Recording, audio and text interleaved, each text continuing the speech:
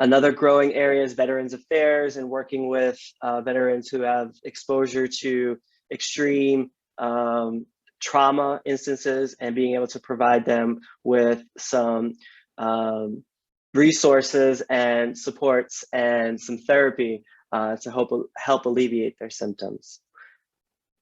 So the primary levels of practice for social work are broken down into 3 levels. The micro level, which is really working with individuals one-on-one.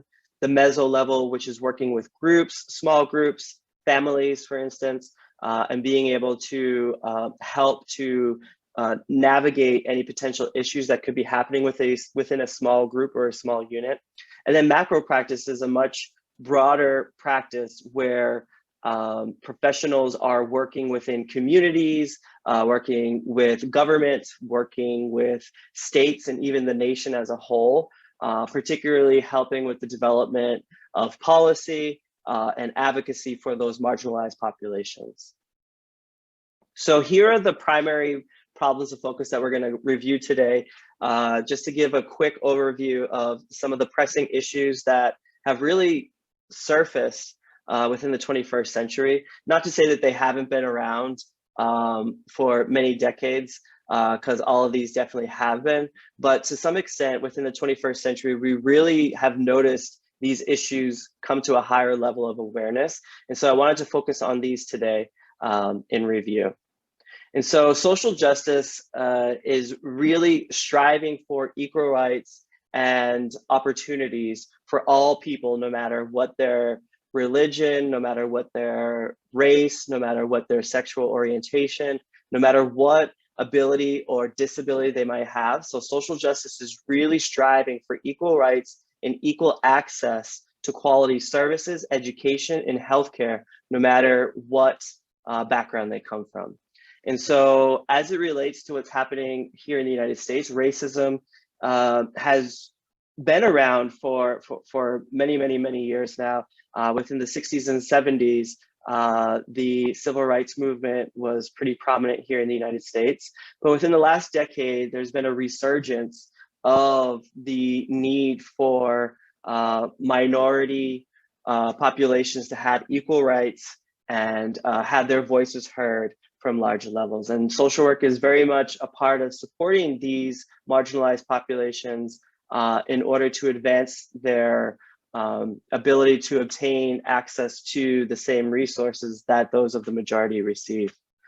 Gender equality, really focusing on the differences between male and female, access to equal pay, access to higher level positions within the workforce. And so there's continues to be much support from social workers to support feminism and the equal rights of women and those of gender diverse backgrounds. Ageism and ableism is really looking at the difference of treatment based upon someone's age and someone's ability or disability. And so social work is heavily embedded in providing supports to these populations as well in an effort to help achieve equal access and equal opportunities. The LGBT, lesbian, gay, bisexual, and transgender community is also another population that is heavily supported by social workers. And so as a profession, we are very supportive of the advancement of rights and the obtainment of equal rights of these populations as well. In terms of education, and this is very reflective of the United Nations Sustainable Development Goals, is really striving to provide access to quality education to populations that are oftentimes marginalized, particularly in minority groups. And so it is not uncommon in the United States for those who live in particular areas of the country to not have access to quality education. And there's a clear, very recognizable difference in the quality and level of education that's being afforded to populations based upon where they live, which primarily is associated with race or economic status. High levels of poverty, and since social work's inception, we really have strived to advance the basic needs and meet the basic needs of those living in poverty, and really try to help assist to get those living in poverty to different resources or status in order to pursue a life outside of poverty. And another major area that we continue to see is health disparities and the difference in access to health. Similar to the education, for those of particular backgrounds and who live in different areas of the country, access to quality healthcare is not readily available. And sometimes this can be based upon health insurance coverage, socioeconomic status. And so a lot needs to be done in order to ensure that all people have access to quality healthcare. Violence is the next problem that we're seeing a resurgence of in the US within the 21st century. And I wanted to include here family violence and domestic violence because it has been documented since the COVID-19 pandemic.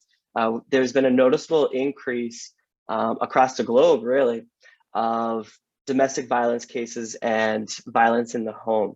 And so as social workers, we are equipped to conduct thorough assessments to determine the level of risk and whether or not a family and children are safe in a particular environment. And we are well equipped to intervene and provide the necessary resources and intervention to minimize the risk and try to alleviate the violence within that family system. Community violence has been on our radar in the past couple of years, and it seems as though every day continues to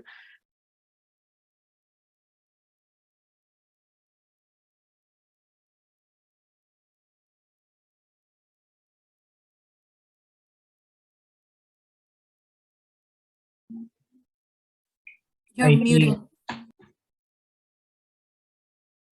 Right, so I'm sorry that I have just to stop his video clip right now because we have like 2 minutes left for this session, so that we can just have some time to discuss his title here. On his title, do you have anything to share according to the social worker at this area? In this area. Mm-hmm. Anyone who wants to share your experience in social worker?